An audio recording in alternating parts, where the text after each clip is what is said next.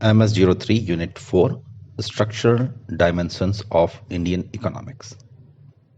इस यूनिट में काफ़ी सारे फॉर्मूले वगैरह दे रखे हैं, आपको इतना अंदर जाने की ज़रूरत नहीं है, आप केवल थ्योरी पर फोकस कीजिए। किसी भी इकोनॉमी के स्ट्रक्चर को हम दो टर्म से एक्सप्लेन कर सकते हैं कि उस इकोनॉमी का इंस्टीट्यूशनल फ्रेमवर्क क्या है और फिजिकल फ्रेमवर्क क्या है। अब ये इंस्टीट्यूशनल फ्रेमवर्क क्या होता है? इंस्टीट्यूशनल फ्रेमवर्क होता है जो गवर्नमेंट पॉलिसीज बनाती है इकोनॉमी को कंट्रोल करने के लिए, जैसे कि गवर्नमेंट के स्टेटमेंट्स हुए, इकोनॉमिक प्लान हुआ, हमारा कॉन्स्टिट्यूशन हुआ, हमारी इकोनॉमिक रेगुलेशंस, कंट्रोल्स, जो कि डिफाइन करती हैं कि कौन सा पब्लिक सेक्टर में होगा, कौन सा प्राइवेट सेक्टर में होगा, मल्टीनेशनल्स का क्या रोल होगा, कॉरपोरेशन का क्या रोल होगा, कितना एफडीआई आ सकता है। तो ये सारे जो कंट्रोलिंग फैक्टर्स हैं, ये इंस्टीट्यूशनल फ्रेमवर्क हैं। और जो फिजिकल फ्रेमवर्क है वो हमारे एक तो रिसोर्सेज हैं जो हमें हमारे कंट्री के अंदर हैं, और दूसरे हैं जो हमारे इकोनॉमिक वेरिएबल्स हैं, जैसे कि इनकम हुआ, प्राइस हुआ, हमारा इन्वेस्टमेंट हुआ, हमारा फॉरेन ट्रेड हुआ। तो ये दोनों चीजें आपस में, इंस्टीट्यूशनल फ्रेमवर्क जो है वो फिजिकल वेरिएबल्स, इकोनॉमिक वेरिएबल्स को कंट्रोल करता है, उसके हिसाब से हम इकोनॉमी को कंट्रोल करते हैं। इकोनॉमिक स्ट्रक्चर का हमें एनालाइज करना क्यों जरूरी है, पहले तो ये जानना बहुत जरूरी है। ये हम इकोनॉमिक स्ट्रक्चर का एनालिसिस इसलिए करते हैं कि हमें पता रहे कि हमें फ्यूचर में क्या डिसीजन लेना है। जैसे कि मान लेते हैं कि आपको पता है कि इंटरेस्ट रेट बढ़ने वाला है। अगर इंटरेस्ट रेट बढ़ने वाला है तो आप रियल एस्टेट के अंदर अभी बहुत ज़्यादा इन्वेस्टमेंट नहीं करेंगे, क्योंकि आपको मालूम है अगर आपने रियल एस्टेट में इन्वेस्टमेंट कर दिया तो आप उसको बेच नहीं पाएंगे बाद में। या फिर आपको पता है कि अभी क्या पॉलिसी डिसीजन होने वाला है गवर्नमेंट का, उस हिसाब से आप स्टॉक मार्केट में पोजीशन ले सकते हैं। तो ये हम इकोनॉमिक स्ट्रक्चर का एनालिसिस करते हैं। हम एनालिसिस इसलिए करते हैं कि हम एक बढ़िया डिसीजन ले सकें, एनवायरनमेंट जो है हमारे बिजनेस का उसे हम एनालाइज कर सकें और अकॉर्डिंगली हम स्ट्रेटजीज बना सकें। अब इस बुकलेट के अंदर दो बड़ी इंपॉर्टेंट टर्म है, इकोनॉमिक ग्रोथ एंड डेवलपमेंट।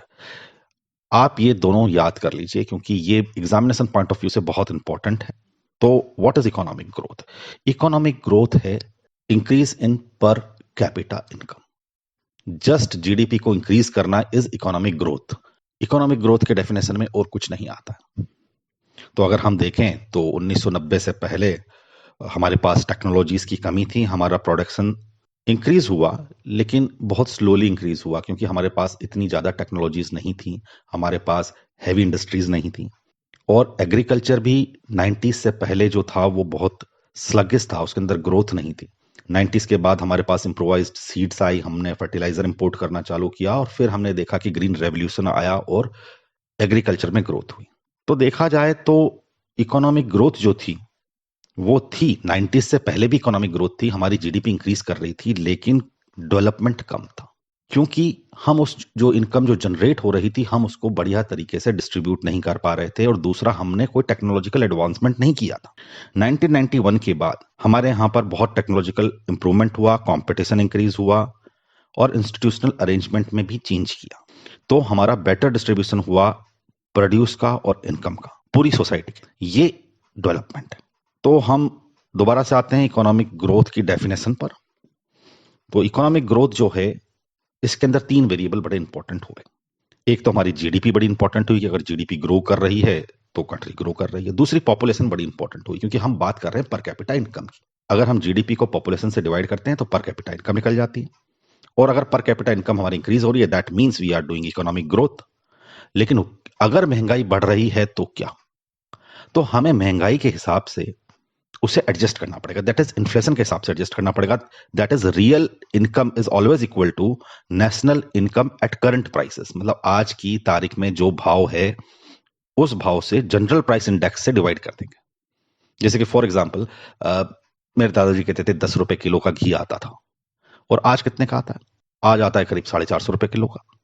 तो there is increase in the prices, inflation की वजह से प्राइस बढ़ा है। तो अगर हमें आज की करंट प्राइस, जो कि घी की आज की करंट प्राइस है 450 रुपया, तो 450 रुपए को अगर हम जनरल प्राइस इंडेक्स, यानी कि अगर इन्फ्लेशन इंडेक्स बनाऊं, जब मेरे दादाजी 10 रुपए किलो में घी लेते थे और तब से लेकर के अब तक का, और उस जो प्राइस इंडेक्स से अगर मैं इसे डिवाइड कर दूं तो मेरे पास रियल इनकम आ जाएगी।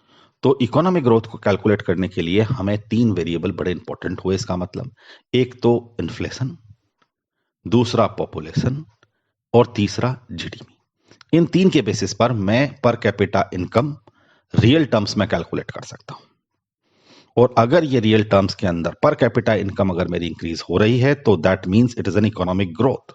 लेकिन इस चीज के अंदर हम कुछ चीजें भूल जाते हैं। वो जो चीजें भूल जाते हैं वो डेवलपमेंट में काउंट होती हैं। तो इकोनॉमिक ग्रोथ में का मतलब यही हुआ कि पर कैपिटा इनकम इंक्रीज होती है। पर कैपिटा इनकम इंक्रीज होने का मतलब यह है कि लेबर की प्रोडक्टिविटी इंक्रीज हो रही है। यानी कि एक आदमी जो पहले जितना पैसा कमाता था अब उससे ज्यादा कमा रहा है। इसका मतलब वो ज्यादा आउटपुट दे रहा है कंट्री को। और अगर लेबर प्रोडक्टिविटी डिक्लाइन होती है तो इकोनॉमिक डिटोरेशन है। तो अब मोटा मोटी ये समझ में आया कि इकोनॉमिक ग्रोथ जो है वो डायरेक्टली लेबर प्रोडक्टिविटी से लिंक्ड है। अगर लेबर प्रोडक्टिविटी इंक्रीज होगी तो इकोनॉमिक ग्रोथ इंक्रीज होगी। और लेबर प्रोडक्टिविटी को कैलकुलेट करने के लिए हम लोग पर कैपिटा रियल इनकम का यूज करते हैं उसको मेजर करने के लिए। और पर कैपिटा रियल इनकम जो है जीडीपी, पॉपुलेशन और इन्फ्लेशन पर डिपेंडेंट है। लेबर प्रोडक्टिविटी कैसे इंक्रीज की जा सकती है? लेबर प्रोडक्टिविटी इंक्रीज करने के लिए हमारे पास 3 मेथड है। या तो हम टेक्नोलॉजिकल एडवांसमेंट कर लें, या हम ज्यादा पैसा लगाएं लेबर प्रोडक्टिविटी इंक्रीज करने के लिए, या फिर हम हमारी कैपेसिटी का बहुत अच्छा यूटिलाइजेशन करें। अब एक एग्जांपल लेते हैं। मान लेते हैं कि हम एक इंडस्ट्री चालू करते हैं, स्मॉल स्केल इंडस्ट्री, जिसके अंदर हम बास्केट बनाते हैं। तो बास्केट बनाते हैं, हमने 5 लेबर लगा रखे हैं, 5 लेबर मिलकर के 500 बास्केट बना दी। अब हमें जो है प्रोडक्टिविटी इंक्रीज करनी है लेबर की। हमारे पास क्या क्या तरीके हैं? पहला तरीका यह है कि हम कैपिटल और लगाएं। अगर हम और कैपिटल लगाएंगे तो हम ज्यादा रॉ मटेरियल खरीद पाएंगे। ज्यादा रॉ मटेरियल खरीद पाएंगे तो हम ज्यादा बास्केट्स बना पाएंगे। हो सकता है हम कम बास्केट इस वजह से बना रहे हैं कि हमारे पास जो है रॉ मटेरियल की कमी है। दूसरी चीज हम ये कर सकते हैं कि हम कुछ मशीन्स खरीद सकते हैं, कुछ टूल्स खरीद सकते हैं, टेक्नोलॉजिकल एडवांसमेंट कर सकते हैं और बास्केट बनाने वाले प्रोसेस को, जो कि हाथ से बनती है, उसे हम मशीनों के जरिए थोड़ा फास्ट बना सकते हैं। उससे भी हमारी लेबर प्रोडक्टिविटी इंक्रीज हो सकती है। एक आदमी जहां वो 100 बास्केट बना रहा था, मशीन के जरिए, कुछ टूल्स के जरिए वो उसे और ज्यादा बना पाएगा, 150 से 200 तक भी बना सकता। तीसरी चीज हम ये कर सकते हैं कि हम ऑप्टिमल कैपेसिटी यूटिलाइजेशन करें प्लांट एंड मशीनरी का। अब जब ऑप्टिमल कैपेसिटी यूटिलाइजेशन की बात आती है तो मशीनें तो आपने खरीद ली है टेक्नोलॉजिकल एडवांसमेंट के लिए, लेकिन उस मशीनों का सही तरीके से यूज करना बहुत जरूरी है। ऐसा ना हो कि मशीन खाली पड़ी है और लेबर कुछ और कर रहा है उस पर्टिकुलर टाइम में। जब लेबर फ्री हुआ तो मशीन फ्री नहीं है। तो आपको ऑप्टिमल यूटिलाइजेशन करना है। अगर ये 3 चीजें आपने कर ली, यानी कि अगर आपके रिसोर्सेस या कैपिटल अवेलेबिलिटी है, दूसरा टेक्नोलॉजिकल एडवांसमेंट कर लिया, या तीसरा optimal utilization of plant and machinery अगर आपने कर ली, तो आप लेबर की प्रोडक्टिविटी बढ़ा सकते हैं। तो लेबर की प्रोडक्टिविटी बढ़ाने के यही 3 तरीके हैं। तो इन 3 तरीके से आपकी इकोनॉमिक ग्रोथ हो सकती है। अब हम दोबारा से एग्जांपल लेते हैं 1991 से पहले का और 1991 के बाद का। एग्रीकल्चर के अंदर हमने डेवलपमेंट किया। कैसे किया? हमने इंप्रूव्ड सीड यूज करी। और हमने क्या किया? हमने उसे थोड़ा इंपोर्टेड फर्टिलाइजर्स यूज करे। तो हमने थोड़ा टेक्नोलॉजिकल एडवांसमेंट किया। तो टेक्नोलॉजिकल एडवांसमेंट से हमने एग्रीकल्चर के अंदर आउटपुट बढ़ाया। दूसरा क्या तरीका किया? हमने कैपिटल इन्वेस्टमेंट किया मशीनरीज के अंदर। हमने ट्रैक्टर लाए, पहले ट्रैक्टर वगैरह यूज नहीं होते थे, इंप्रूव्ड मशीन्स लाए। तो वहां से भी हमारी लेबर प्रोडक्टिविटी इंक्रीज हुई। और ऑफ कोर्स उसमें कैपिटल तो लगा आपका। तो यहां हम देखेंगे कि एग्रीकल्चर के अंदर भी हमने जो है 1991 से पहले और 1991 के बाद हमने यही चीजें यूज करके, कैपिटल यूज करके, मशीनरी यूज करके, टेक्नोलॉजी यूज करके, ऑप्टिमल यूटिलाइजेशन करके हमने इकोनॉमिक ग्रोथ प्राप्त करी। जो कॉम्प्लेक्स फॉर्मूले हैं उनको आप अभी छोड़ दें और फोकस करें थ्योरी पर। अब आप आते हैं इकोनॉमिक डेवलपमेंट पर। तो इकोनॉमिक डेवलपमेंट क्या? इकोनॉमिक डेवलपमेंट जो है it is a broader term than economic growth. Economic growth के अंदर केवल हम बात करते हैं लेबर प्रोडक्टिविटी की, पर कैपिटा इनकम की, लेकिन इकोनॉमिक डेवलपमेंट इससे बड़ा। ये केवल प्रोडक्शन तक सीमित नहीं है, उसके डिस्ट्रीब्यूशन को भी मानता है। यानी कि अगर इकोनॉमिक ग्रोथ हो रही है और इकोनॉमिक डेवलपमेंट नहीं हो रहा है तो वो एक सीरियस इशू है। इकोनॉमिक ग्रोथ के साथ स्ट्रक्चरल चेंजेस होना बहुत जरूरी है। स्ट्रक्चरल चेंजेस क्या क्या तरह के स्ट्रक्चरल चेंजेस हैं? पहला स्ट्रक्चरल चेंज तो यही है कि लोगों की प्रेफरेंस चेंज हो जाती है। जैसे आपकी इनकम बढ़ेगी तो पहले आप दाल रोटी के लिए ही आप इनकम करते थे, उसके बाद आपकी इनकम बढ़ी तो आपने सोचा यार दाल रोटी के अलावा थोड़े अंडा और चिकन भी खा लिया जाए, मुर्ग मसल्लम हो जाए। उसके बाद आपकी इनकम और बढ़ी तो अच्छे अच्छे क्लोथ्स पहन लेते हैं, ब्रांडेड पहन लेते हैं, जीन्स पहन लेते हैं, टी शर्ट पहन लेते हैं। फिर आपकी और इनकम बढ़ी तो यार चलो टीवी भी ले लेते हैं, मोबाइल ले लेते हैं। तो these are the structural changes in the consumption pattern that has happened. India के अंदर भी यही हुआ है, फॉरेन कंट्रीज में भी यही हुआ है। As the income increases the consumption pattern changes. और दूसरे स्ट्रक्चरल चेंजेस क्या हो सकते हैं? लोगों की प्रेफरेंस बढ़ जाती है। जब आदमी के पास पैसा होता है, इकोनॉमिक ग्रोथ होती है, तो वो तरह तरह की वैरायटी की चीजें चाहिए उसको। अब उसको एक वो सिंपल जिसमें आवाज आती है जाती है वाला मोबाइल नहीं चाहिए, उसके अंदर मोबाइल के अंदर इंटरनेट भी चाहिए, कैमरा भी होना चाहिए। सो उनकी प्रेफरेंसेस चेंज होने लगती। एक एग्जांपल लेते हैं, वही हमारा बिजनेस है बास्केट बनाने वाला। अब बास्केट बनाने वाला बिजनेस अगर हमारा ग्रो कर गया तो हमने मशीनरी वगैरह लगा ली तो हमारा बिजनेस ग्रो कर गया। बिजनेस ग्रो कर गया तो हमें और लोग चाहिए, हमें उस बास्केट को बेचने के लिए मार्केटिंग वाला चाहिए, एक अकाउंट्स डिपार्टमेंट चाहिए जो हमारा हिसाब किताब रख सके। अगर और आउटपुट बढ़ा और कंज्यूमर को अगर और बेचना है तो मार्केटिंग वाला नई नई चीजें लेकर के अगर जी इस बास्केट का डिजाइन चेंज कर देते हैं, कलर चेंज कर देते हैं, इस बास्केट को और तरीके की बास्केट बना देते हैं, तो हमें डिफरेंट टाइप ऑफ बास्केट्स भी बनानी पड़ेंगी कंज्यूमर प्रेफरेंस के हिसाब से, क्योंकि there is a structural change in the consumption pattern and there could be more investment requirement. इससे ज्यादा एम्प्लॉयमेंट भी होगा। और फिर क्या होगा? बास्केट का बिजनेस प्रॉफिटेबल है और लोग भी एंट्री कर सकते हैं, तो there could be a competition also. Prices of basket will go down because of competition. लेकिन आप उसे सस्टेन कर सकते हैं। क्यों सस्टेन कर सकते हैं? क्योंकि आपने मशीनरीज यूज कर ली हैं, अब आप बल्क प्रोडक्शन कर रहे हैं, अब हाथ से बास्केट नहीं बना रहे, तो प्राइसेस ऑफ बास्केट में गो डाउन। बास्केट जो है ज्यादा अफोर्डेबल हो जाएगी कंज्यूमर के लिए, तो कंज्यूमर को भी फायदा हो गया। इसका बढ़िया डिस्ट्रीब्यूशन होगा, आप सबको बास्केट मिलना चालू हो जाएगी। पहले जो बास्केट कुछ लोग ही अफोर्ड कर सकते थे या यूज करते थे, वो अब ज्यादा यूज कर पाएंगे क्योंकि ये सस्ती हो गई। तो ग्रोथ के साथ हमेशा स्ट्रक्चरल चेंज होता है और इसी चेंज को हम डेवलपमेंट बोलते हैं। अब हम आते हैं actual parameters, features of economic development. पहला, there is a rise of labour productivity. तो मैंने पहले ही कहा था इकोनॉमिक डेवलपमेंट जो है इकोनॉमिक ग्रोथ के साथ लिंक्ड है, तो इकोनॉमिक ग्रोथ तो इसमें है ही है। तो इकोनॉमिक ग्रोथ तो आपकी लेबर प्रोडक्टिविटी आ गई, तो पहला पॉइंट तो वही हो गया। दूसरा पॉइंट ये हो गया कि there is a change in the production function. ये फॉर्मूले के अंदर था, आपने फॉर्मूला मिस किया। खैर फॉर्मूले की कोई जरूरत नहीं है। प्रोडक्शन फंक्शन ये था कि भाई पहले एक आदमी 100 बास्केट बनाता था, तो 4 आदमी कितने बनाएंगे? 400 बनाएंगे। अब वो प्रोडक्शन फंक्शन ही चेंज हो गया। पहले एक आदमी 100 बास्केट बनाता था, अब 4 आदमी कितने बनाएंगे? अब 100 नहीं बनाएंगे, वो ज्यादा बनाएंगे। क्यों? There is a change in technology. So the production function has changed, and this is the direct outcome of technological advancement and innovations that you have made. फिर तीसरा पॉइंट क्या है? There is a change in consumption pattern. Consumption pattern भी change हो गया।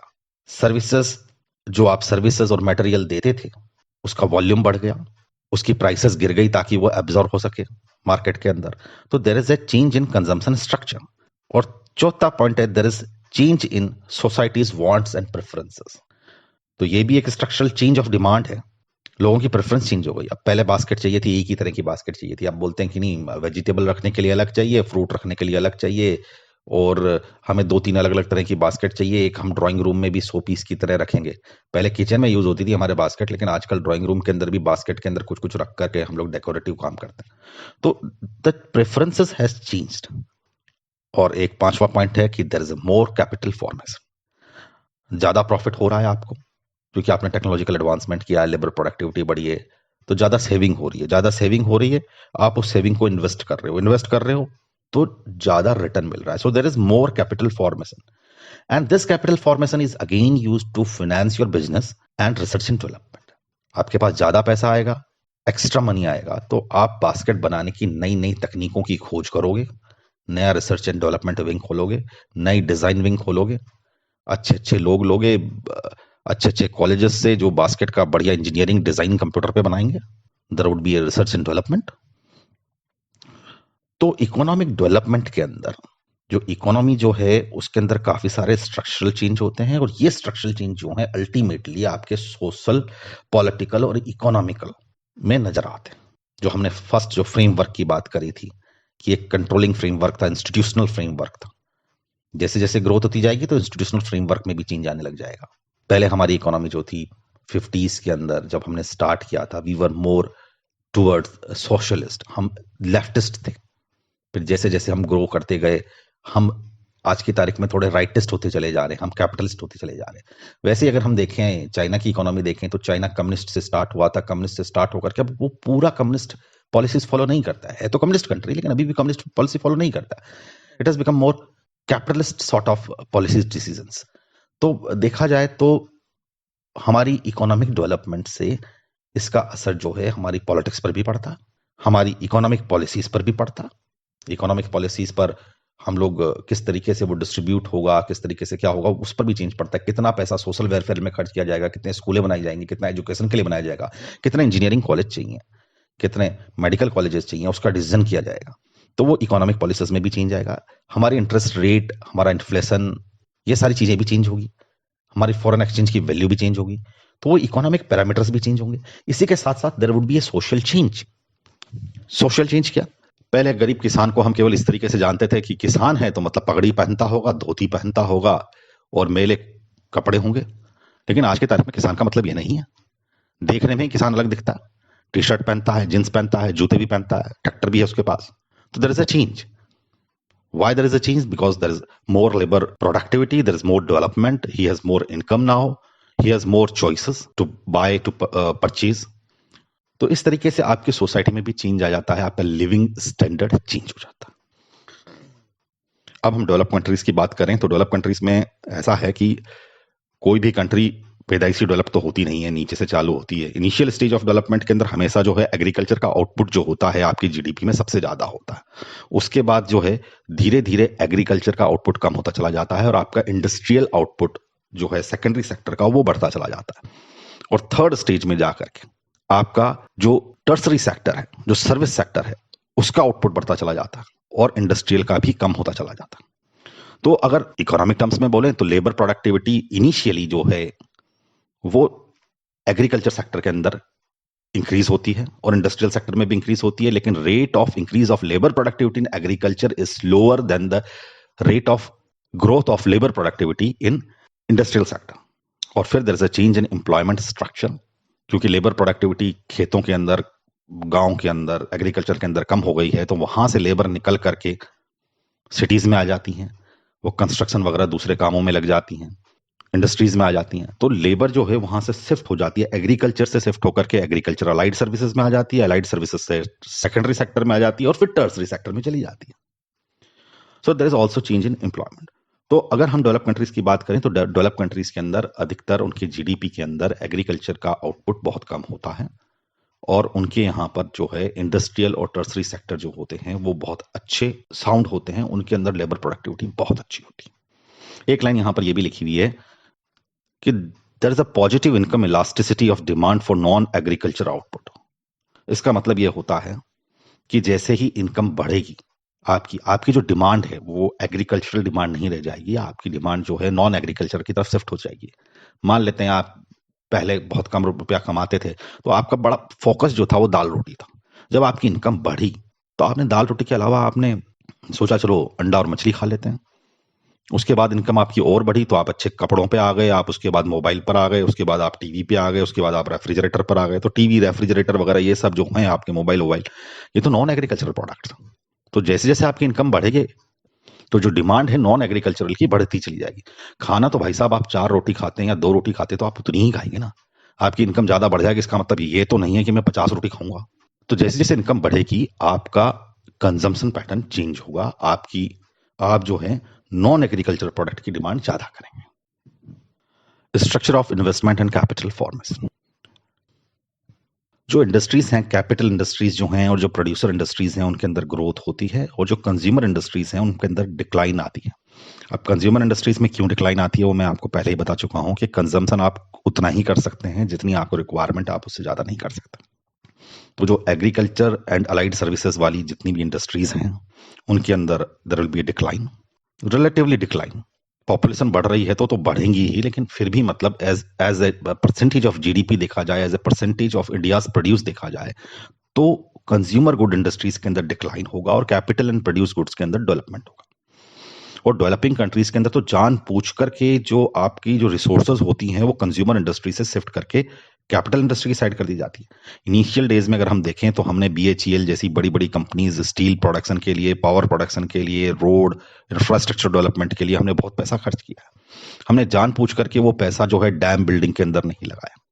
हमने जान पूछ करके वो पैसा जो है कैनाल फॉर्मेशन में नहीं लगाया। हमने जान पूछ करके वो पैसा एग्रीकल्चर में नहीं डाला, क्योंकि एग्रीकल्चर में लेबर प्रोडक्टिविटी कम है, ग्रोथ कम है और उसका रिटर्न भी बहुत लेट आएगा।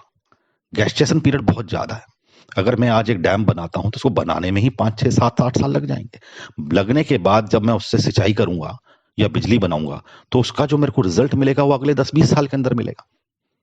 तो जान पूछ करके इनिशियल स्टेज ऑफ डेवलपमेंट के अंदर हमेशा रिसोर्सेज जो हैं वो शिफ्ट कर दिए जाते हैं कंजम्पशन गुड्स से कैपिटल गुड्स की तरफ। और जो इन्वेस्टमेंट जो होता है वो ह्यूमन कैपिटल के अंदर और सोशल ओवरहेड के अंदर ज्यादा होता है। जैसा कि मैं पहले ही बता चुका आपको कि एजुकेशन के अंदर करेंगे, हेल्थ में करेंगे और इंफ्रास्ट्रक्चर डेवलपमेंट में करेंगे ताकि ज्यादा डेवलपमेंट हो सके फ्यूचर के अंदर। और जो अर्ली स्टेज होती है डेवलपमेंट की उसके अंदर पैसे की कमी होती है। दरअसल हमारे पास 3 ही तो फैक्टर थे, एक तो कैपिटल था, एक टेक्नोलॉजी था और तीसरा ऑप्टिमल यूटिलाइजेशन था। ऑप्टिमल यूटिलाइजेशन तो चलो हम कर लेंगे, हम बहुत बढ़िया मैथमेटिशियन है हिंदुस्तानी। हमारे पास 2 चीजों की कमी है, हमारे पास एक कैपिटल की कमी है, एक हमारे पास टेक्नोलॉजी की कमी है।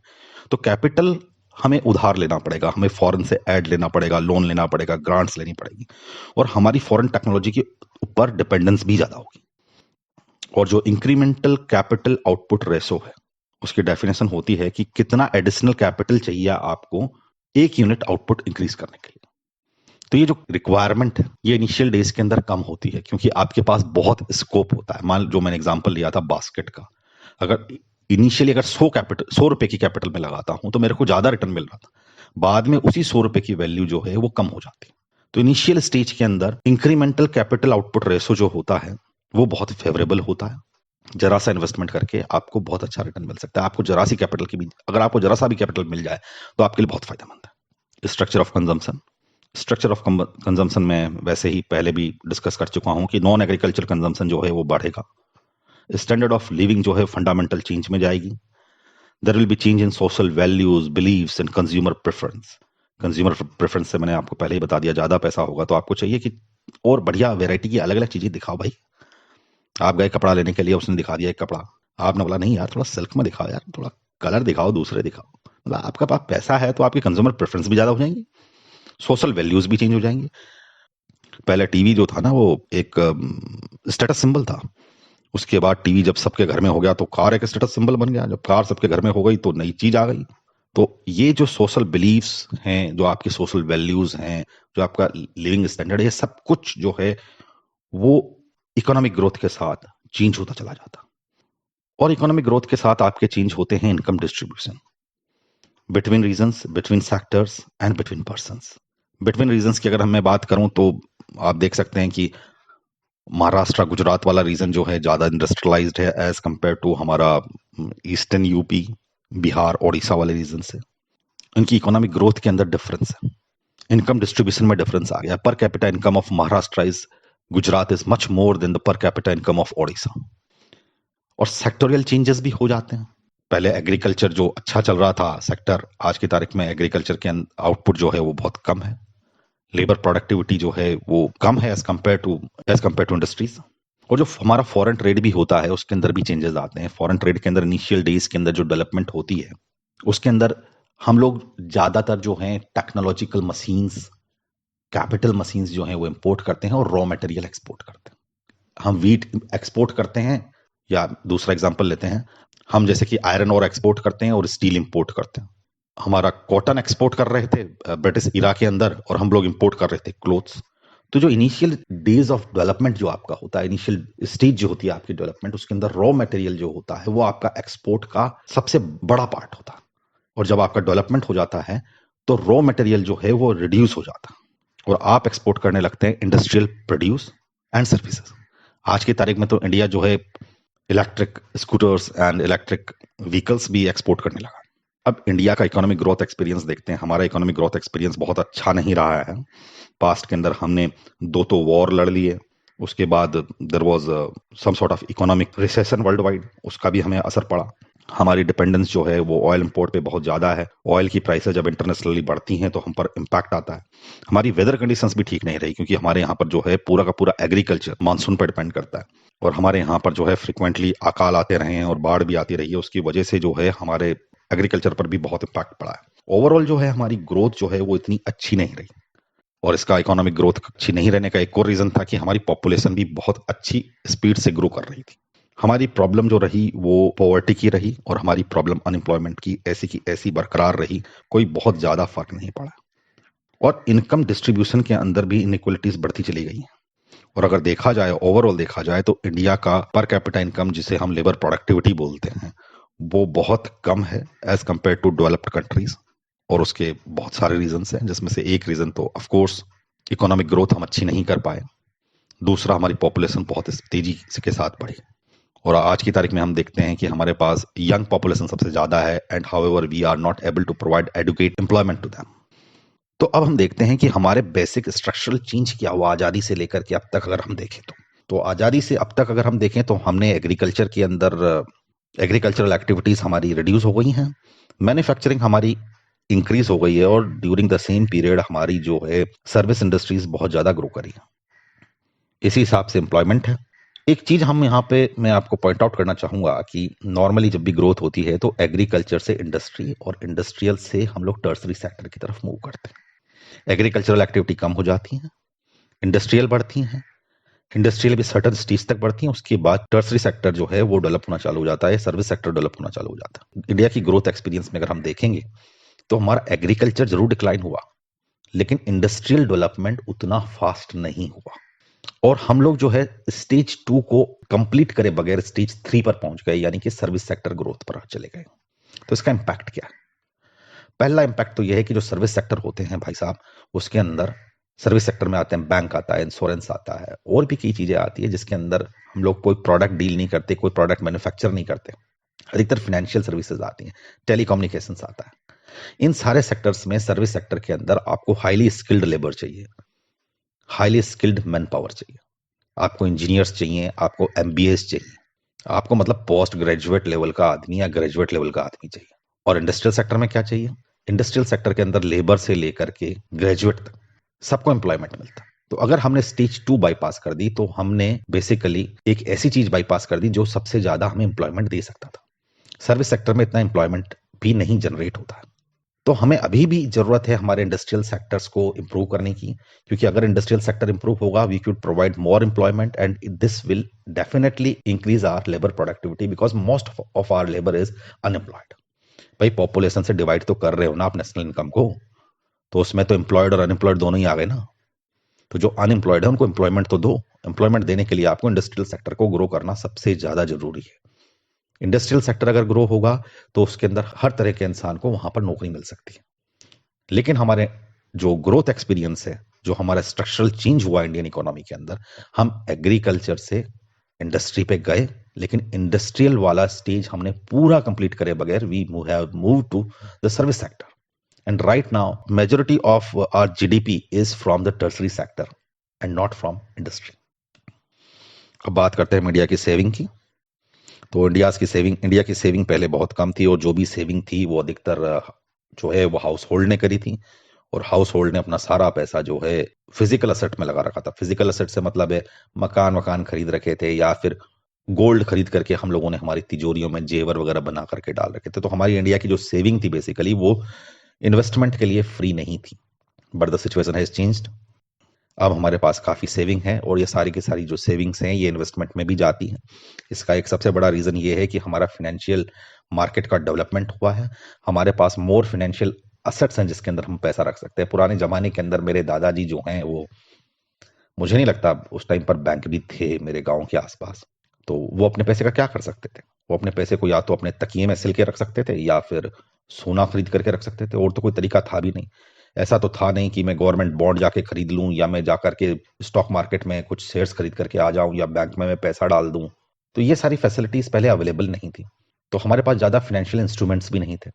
तो फाइनेंशियल इंस्ट्रूमेंट्स डेवलप हुए, उनकी हमने मार्केटिंग करी है, तो हमारी जो सेविंग्स जो हैं वो अब हम जो हैं वो मोबिलाइज कर पा रहे हैं इन्वेस्टमेंट के अंदर। मनी सप्लाई अगर सिंपल टर्म्स में बोलूं तो हमारे पास पैसा नहीं है तो बाहर से उधार लेने का क्या जरूरत है जब हमारे पास खुद की प्रिंटिंग प्रेस है। छाप लो पैसा। तो दैट इज मनी सप्लाई। पैसे की कमी थी, पैसा छाप लिया। लेकिन जो पैसा इस तरीके से छापा जाता है उसका डायरेक्ट असर जो होता है वो इन्फ्लेशन पे होता है। तो मनी सप्लाई जो है हमारी अच्छी खासी स्पीड से इंक्रीज हुई है और इसकी वजह से इन्फ्लेशन भी इंडिया के अंदर काफी ज्यादा रही है। इस यूनिट का लास्ट टॉपिक है demographic trends and structure. Population के बारे में है। तो पॉपुलेशन तो हमारी इंक्रीज हुई है, लेकिन अब जो पॉपुलेशन ग्रोथ रेट है वो अब डिक्लाइनिंग फेज में है। तो we can expect that there will be more economic growth and we can expect more economic development also. Further एक और पॉइंट है यहाँ पर कि हमारी यंग पॉपुलेशन है वो बहुत ज़्यादा है और उसे एम्प्लॉयमेंट की ज़रूरत है। तो अभी जो फिलहाल जो हमारा फोकस होना चाहिए वो लेबर प्रोडक्टिविटी इंक्रीज करने के लिए सबसे पहला है employment generation. And this employment could be generated either by making investment into education and human resources, या फिर हम अपना जो इंडस्ट्रियल सेक्टर है उसको हम डेवलप कर सकते हैं। इंडस्ट्रियल सेक्टर के अंदर सब तरह के लोगों की जरूरत होती है, एक लेबर से लेकर के एक इंजीनियर की जरूरत होती है। इसी के साथ यूनिट 4 खत्म होती है। अगर आपको मेरा लेक्चर पसंद आया हो तो लाइक जरूर कीजिएगा और अपने दोस्तों के साथ इसे शेयर भी कीजिए। Thank you.